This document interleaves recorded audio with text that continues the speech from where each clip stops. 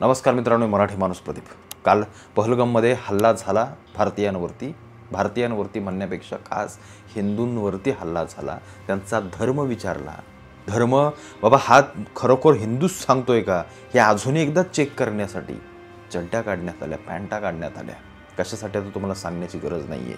त्यानंतर ते चेक करण्यात आलं। त्यानंतर त्यांच्या स्त्रियांना सांगण्यात आलं की आम्ही स्त्रियांना मारणार नाही, आम्ही फक्त पुरुषांना मारू। आणि जा त्या स्त्रियांना सांगितलं, जा त्या तुमच्या मोदी बिदीला सांगा आम्ही कोण आहोत। मी कालही तुम्हाला सांगितलं की हा हल्ला जिथं झालाय हे पहलगाम श्रीनगरपासून काही अंतरावरती आणि सीमेपासून फार फार आतमध्ये। तुम्ही आम्ही तिकडं नेहमी आपलं ते टुरिस्ट प्लेस आहे, ती फिरायला सगळे आपण जात असतो।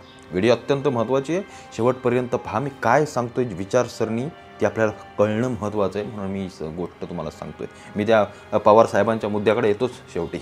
जिथं हल्ला घडला हे जे 4-5 जणांचे काही फोटो व्हायरल होत आहेत हे सगळे तिथलेच आहेत। तिथले म्हणजे कुठले? आजूबाजूला राहणारे, कुठले सीमा ओलांडून आत नाही आलेत, हे तिथलेच आहेत।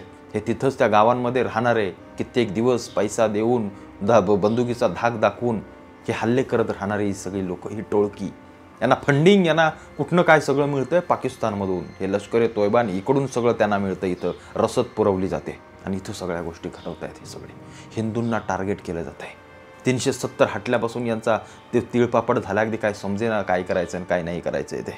वक्फ बोर्डाचं सगळ्या या गोष्टी झाल्या, त्याच्यावरून त्यांचे सगळ्या गोष्टी त्यांना समजत नाहीत काय करायचं। जेव्हा 370 हटलं नव्हतं तेव्हा बिंदास सेनेवरती आपल्या दगडफेक केली जायची, गोळ्या झाडल्या जायच्या। बिंदास जे काय होईल ते होईल, मी नाही सांगत आहे। तिथली काम करणारी त्यावेळच्या परिस्थितीतली आपले माजी सैनिक, कधीतरी विचारा तुमच्या ओळखीचा कोणी सैनिक वगैरे असेल तुमच्या नातेवाईकांमध्ये तुम्ही, तर त्याला विचारा की त्यावेळेला काय नक्की परिस्थिती होती या देशामध्ये। संपूर्ण देश हळहळला।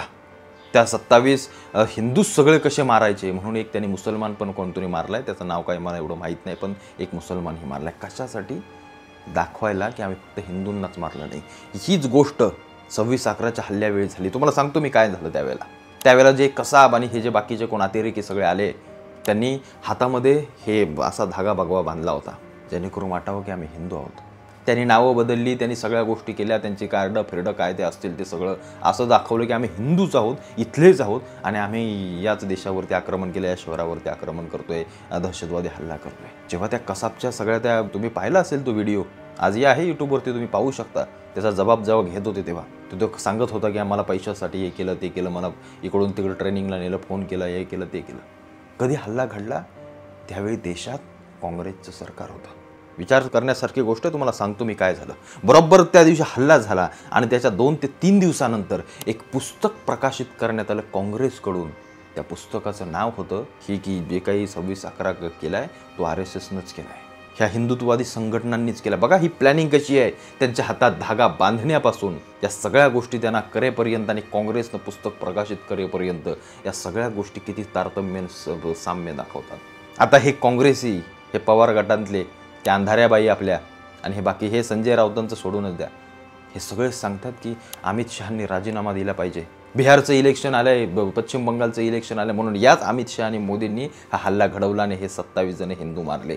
त्या अतिरेकी सगळे यांनीच पाठवले होते, असंच त्यांना सुचवायचं, असंच त्यांना म्हणायचंय। बघा कसे नाकाम आहेत, कसे झालेत ते। पुलवामाचा जो हल्ला घडला तो देखील यांनीच घडवला, यांनीच आपल्या सैनिकांना मारायचा प्रयत्न केला, यांनीच सगळ्या गोष्टी केल्या। ज्या व्यक्तींच्या प्रती नरेंद्र मोदी आणि अमित शहा यांच्या प्रती भारतीय जवानांकडून कधीतरी कानोसा घ्या की ही माणसं खरंच तशी आहेत का।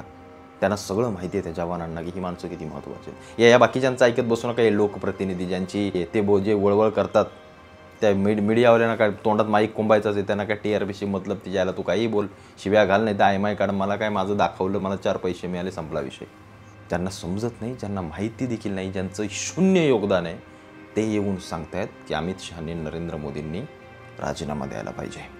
आणि या उद्धव ठाकरेंसोबत आणि संजय राऊतांसोबत आमचे राजसाहेब जाणार आहेत। ज्या राजसाहेबांनी 370 राम मंदिर किंवा आजचा हल्ला असून तर प्रत्येक वेळेला हिंदूंच्या बाजूने भूमिका घेतली आणि नेहमी नरेंद्र मोदींनी बाकीच्यांचं स्वागत केलं चांगल्या निर्णयासाठी, त्या राज ठाकरेंनी तिकडं जाणं किती योग्य वाटतं हे त्यांनी पहिला आधी विचार करावा।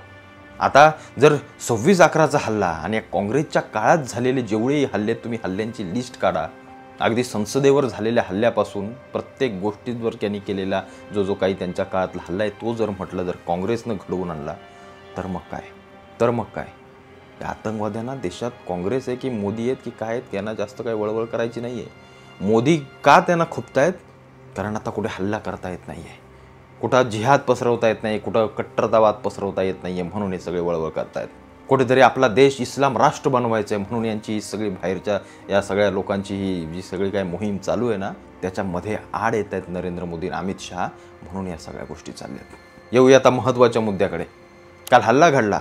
काल मी तरी काहीतरी 6-6:30च्या दरम्यान बघितलं की बातम्यांना आलं की आजतक आणि त्या सगळ्या मोठ्या मोठ्या चॅनल्सवरती की त्या पहलगाममध्ये टेररिस्ट अटॅक झाला. म्हणजे तो अटॅक एक 2-3 तास पूर्वी झाला असेल. म्हणजे आपण पकडूया 2-3-4च्या दरम्यान काहीतरी तो हल्ला घडला असेल. त्याच्यानंतर सगळी भगदड झाली, तिकडे सगळे सैनिक वगैरे पळू लागले, सगळ्या गोष्टी होऊ लागल्या आणि त्यानंतर हळूहळू सगळीकडे पसरू लागला. म्हणजे एक 6-7चा आपण टाईम पकडूया. बरोबर 1 तासामध्ये अमित शहानी आपली प्रतिक्रिया दिली, नरेंद्र मोदींनी दिली. नरेंद्र मोदी तिकडे दुबईला गेले होते, दौरा सोडून पुन्हा भारतामध्ये येण्याची तयारी ते करू लागले. ज्यांना कळालं, तुमच्या आमच्यासारखी सामान्य माणसं, अगदी भाजी विकणाऱ्यांपासून ते अगदी शेतकऱ्यापर्यंत, अगदी कष्टकऱ्यापासून ते ज्याला समजलं त्याने या प्रतिक्रिया किंवा त्याने आपला राग किंवा त्याने ह्या सगळ्या गोष्टीवरती शोक व्यक्त केला. किती वेळच झालं हे? 7 वाजता आपल्याला सर्वांना समजलं. 7 वाजता तर सर्रास सर्वांनी आपली प्रतिक्रिया आणि सगळ्या सोशल मीडियाच्या माध्यमातून तुम्ही जिथे व्यक्त होता त्या सगळ्या माध्यमातून आपल्याला सगळ्या नेत्यांनी, सगळ्या अगदी राहुल गांधींपासून सगळे. पण मी एका व्यक्तीची वाट बघत होतो, आमच्या पवार साहेबांची. म्हणून मला पवार साहेबांना सांगायचे, पवार साहेब, एक भारत नावाचा एक छोटासा देश आहे कुठला तरी या खंडावरती असा, आणि ते काहीतरी काश्मीर की काय म्हणतात, त्याच्या बाजूला एक पहलगाम नावाचं एक छोटंसं खेडेगाव पकडू आपण.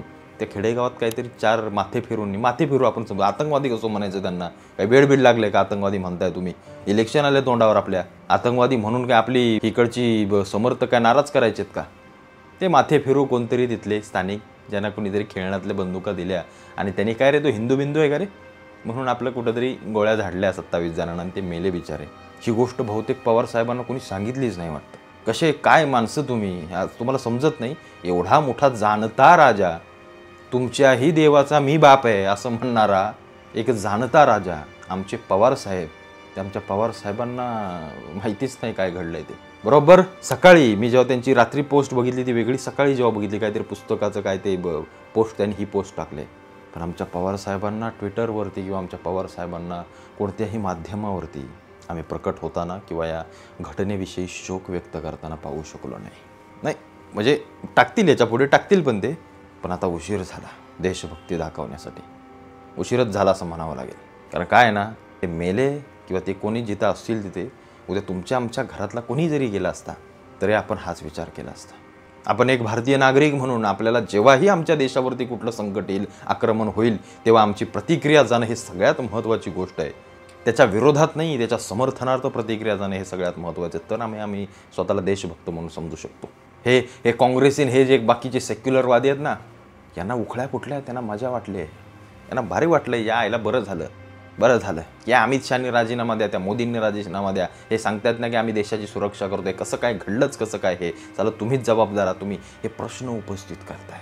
याच देशातल्या आतल्या ह्या अवलादी, मी तुम्हाला म्हटलं ना, हा देश जेव्हा लढाईची वेळ ना तेव्हा आतून पहिला मारला जाईल. आम्ही काय पोचतोय ना, हे बघा, हे काय बोलतायत, ते मजा उडवतायत, मजाक करतायत. हे यांचे विचार हेच यांचे विचार. म्हणून म्हटलं, आमच्या देशातले नेते जे विरोधात आहेत राजकीय दृष्ट्या, त्यांना प्रत्येक गोष्टीत राजकारणच दिसतं. याच्यासारखं दुर्दैव नाही कुठलं. संजय राऊत अमित शहाचा राजीनामा मागतायत. त्यांच्या घरातलं जर कोणी त्यांना हिंदू म्हणून विचारून जर मारलं असतं तर मग काय म्हटले असते? राजीनामा पाहिजे. प्रत्येकाने विचार करण्यासारखी गोष्ट, ही छोटी गोष्ट नाही आहे बाबांनो. हे जे काही घडलंय ना, आणि त्याच्यावरती ज्या काही देशातल्या आत्ता प्रतिक्रिया येऊ लागल्यात, खास करून डाव्या विचारसरणीच्या लोकांकडून, त्या प्रतिक्रिया मन सुन्न करणार आहे. तेवढं लक्षात ठेवा. जे या प्रत्येक गोष्टीवरती प्रश्नचिन्ह उभं करतायत. यांना वाटतं की नरेंद्र मोदी आल्यानंतरच टेररिस्ट आणि आतंकवादी फोपावले. त्याच्या आधी काहीच नव्हतं या देशामध्ये. त्याच्या आधी फक्त इंटरनेट नव्हतं, सोशल मीडिया नव्हता, म्हणून आपल्याला काही कळत नव्हतं. आज आपल्याला सगळं कळतंय, म्हणून प्रत्येकाला फोन हातात दिल्यावर काही बोलता येत आहे. 26/11चा हल्ला तुमच्या दारात घडलाय. आजचा हल्ला पुलवामा इकडे तिकडे घडलाय, जो पहिल्यापासून तो झोनच त्या आतंकवाद्यांचा आहे. विचार करा. मी शरद पवारांच्या विरोधात नाही आहे, पण एक जो माणूस स्वतःला जाणता राजा समजतो किंवा जी लोक त्यांना जाणता राजा समजतात, पावसात भिजलेला पैलवान समजतात, संवेदना देशभक्तीविषयी किंवा देशाप्रती संवेदना असणं हे त्या माणसाचं काम आहे. जर शरद पवार पंतप्रधान असते आणि जर मग हल्ला झाला असता तेव्हा जर प्रश्न विचारले असते दुसऱ्यांनी, तर मग मात्र काय झालं असतं. प्रत्येकानं त्या ठिकाणी आपल्या स्वतःला ठेवून एकदा बघा. हा 150 करोड लोकसंख्येचा देश आहे, ज्या देशामध्ये या घटना घडणं आणि या सगळ्या घटना होणं हे काही आजचं नाही आहे की नरेंद्र मोदी आल्याने घडायला लागलं. हे लक्षात ठेवा तुम्ही प्रत्येकानं. तोंडवर करून बोलायला काय जातं आहे. त्या ठिकाणी एकदा बसून बघा, त्या ठिकाणी एकदा जाऊन बघा, एकदा या देशाचे प्रश्न कागदावर लिहून काढा आणि त्यांची उत्तरं शोधायला लागा. मग कळेल की आपण नक्की काय करतोय आणि आपण नक्की काय बोलतोय. बाकी तुम्हाला काय वाटतं या सगळ्या विषयाबद्दल मला आवर्जून कळवा.